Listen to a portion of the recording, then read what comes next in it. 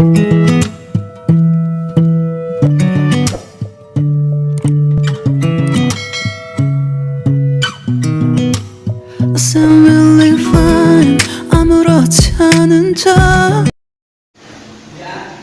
warahmatullahi wabarakatuh. Jumpa lagi dengan saya.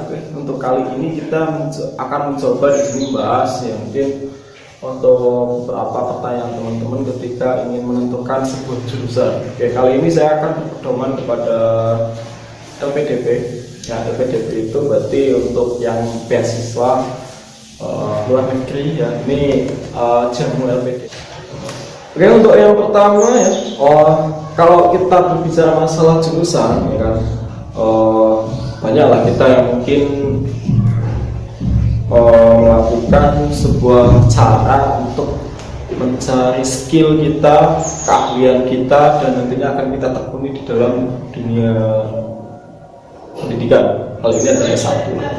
Nah, kalau tips-tips ini yang bisa ditentukan bagaimana cara yang paling pas untuk menentukan jurusan. Yang pertama, mintalah pertimbangan dari keluarga dan orang terdekatmu. Jadi kan kita ketika di SMA ya kan, katakan kita anak IPS atau anak IPA, kan kita pasti punya partner atau punya sahabat lah, punya karir. Cobalah kita ngajak ngopi mereka.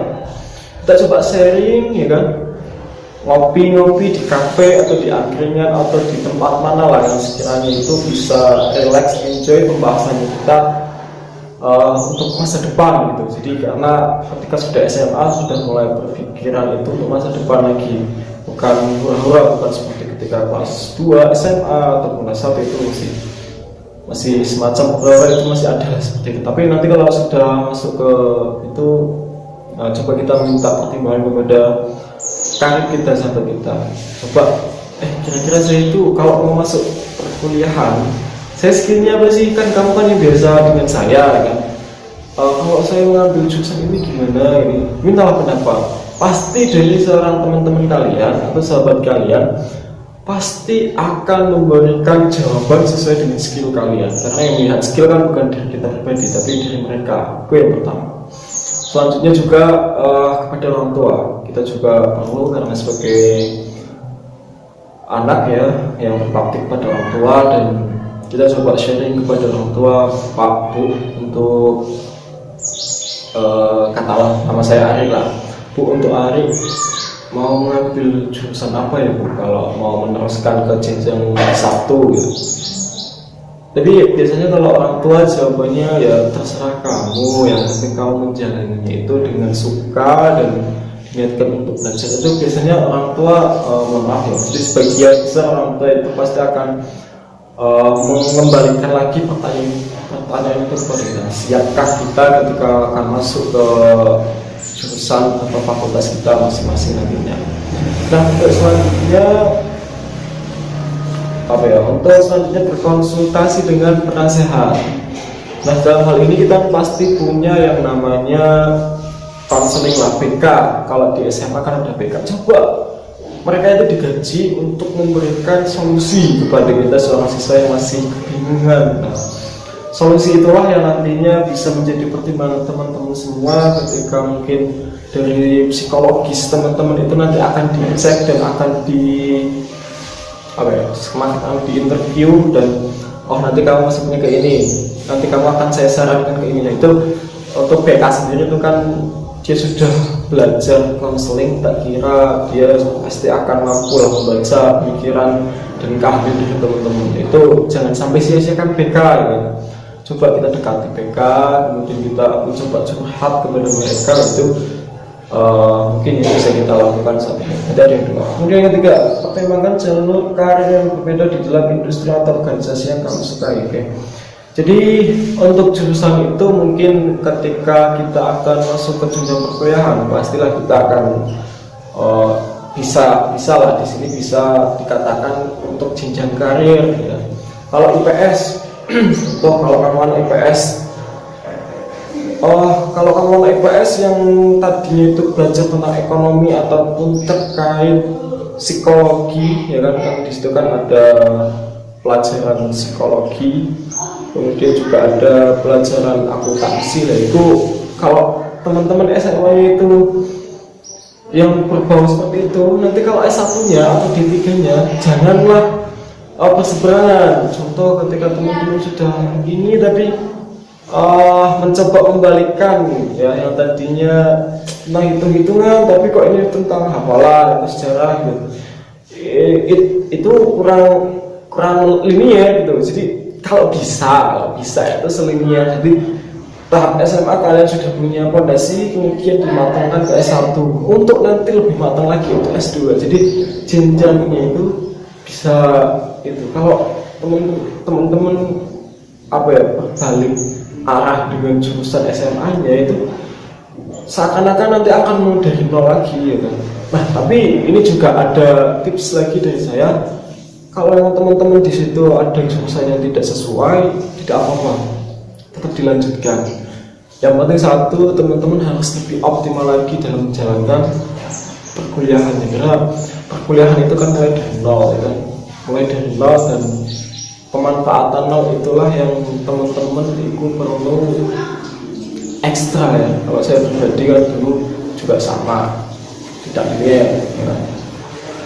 SMA-nya apa, S1-nya mengambil fakultas ekonomi ya kan.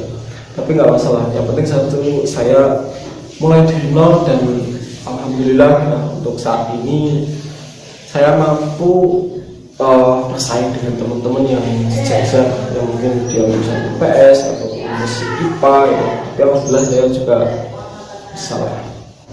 Oke, untuk selanjutnya itu adalah yang keempat, fokus pada apa yang membuat kamu bahagia. Ya, yang ketika kalian sudah masuk ke dunia kampus dan sudah menentukan jurusan, yang jurusan itu kamu itu sebenarnya suka atau enggak sih? Contoh nih kalau riset ya kan, tentang penelitian, kamu suka enggak sih ketika penelitian? Kalau kalian tidak suka dari awal dan nanti masuk ke dunia perkuliahan, ya sudah, nanti teman-teman itu akan merasa gimana sih kalau kita melakukan hal dengan tanpa cinta ya kan, dengan tidak rasa senang ya kan, nanti akan adanya keterpaksaan. Jadi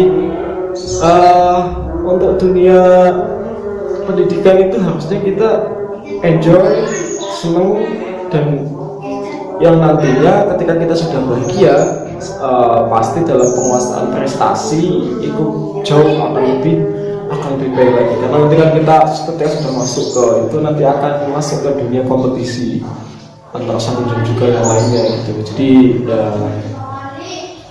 fokus pada apa yang membuat kita bahagia, itu jurusan yang paling kita sendiri yang menentukan. Selanjutnya, ikuti impian kamu, tidak peduli seberapa besar kemungkinan akan terwujud. Jangan takut untuk bermimpi ya. Jadi ketika kalian punya pemikiran, aku kok ingin di universitas yang bernama A katakanlah, saya ingin ini, pokoknya saya ingin ini. Nah, dari hal itulah teman-teman harus mulai planning dari sekarang. Harus mulai planning jauh-jauh ini sesudah UN atau bahkan sebelum UN. Itu teman-teman sudah mulai planning, jangan ditulis ke lembaran buku kertas diri kalian, tulis di dinding atau ketika sudah di kertas di tembok dinding, kemudian ada di pokoknya tempat yang setiap harinya kalian itu melihat lah ya. Oh, saya mau ke univ ini, jadi ketika bangun tidur mindset kita, oh saya ingin ke univ ini, saya ke univ ini, saya ke univ ini. Nah, dari hal itu bermulai dengan mimpi, saya ingin ke univ ini dengan jurusan yang saya inginkan ini, dan pokoknya saya ingin ini. Setiap hari akan diulang seperti itu dengan ikhtiar dan juga berdoa, yang nantinya teman-teman juga insya Allah pasti akan tercapai. Seperti ya alhamdulillah untuk saya sendiri lah juga melakukan hal itu, dan mudah-mudahan apa yang sudah saya lakukan ini juga bisa dilakukan oleh teman-teman ya. Jangan sampai saya sendiri yang merasakan, tapi juga teman-teman juga bisa lah nantinya. Mudah-mudahan sharing ini bisa bermanfaat. Selanjutnya, eligibilitas ya. Pastikan kamu memilih jurusan lanjutan yang logis yang bisa kamu masuki dengan melanjutkan jurusan. Tidak mungkin kamu ketika SMA-nya apa, kemudian S2-nya, S1-nya apa, S2-nya apa ya kan? Nggak mungkin toh kalau kalian itu mengambil jurusan TKJ, kemudian ya yang sudah saya sampaikan tadi lah, kemudian masuk ke dunia kedokteran. Ya maksudnya gini, kayak ya yang linear lah, kalau bisa yang linear, karena ini nanti akan ada jenjang selanjutnya kalau dari awal kita sudah tidak linear. Dan pokoknya ya kalau bisa yang linear lah. Dan jangan sampai lupa untuk tips-tips ini, kalian mau gunakan atau tidak, kalian mau lakukan atau tidak, terserah kalian. Karena ini kita bisa lihat ya, ada beberapa artis-artis dan teman-teman yang bahkan di S2 di sini juga ada, di luar negeri itu mereka melakukan ini gitu kan, melakukan tips-tips yang mungkin menurut kita ini tidak manfaat atau katakan biasa. Nah, yang paling penting adalah mindset kita ini ingin belajar, mindset kita ingin merubah kehidupan kita yang lebih baik lagi, dan mindset kita yang mendapatkan inspirasi dari siapapun. Jadi kalau kita mau dikasih tahu atau katakanlah kita mau belajar, maka kosongkanlah gelas terlebih dahulu.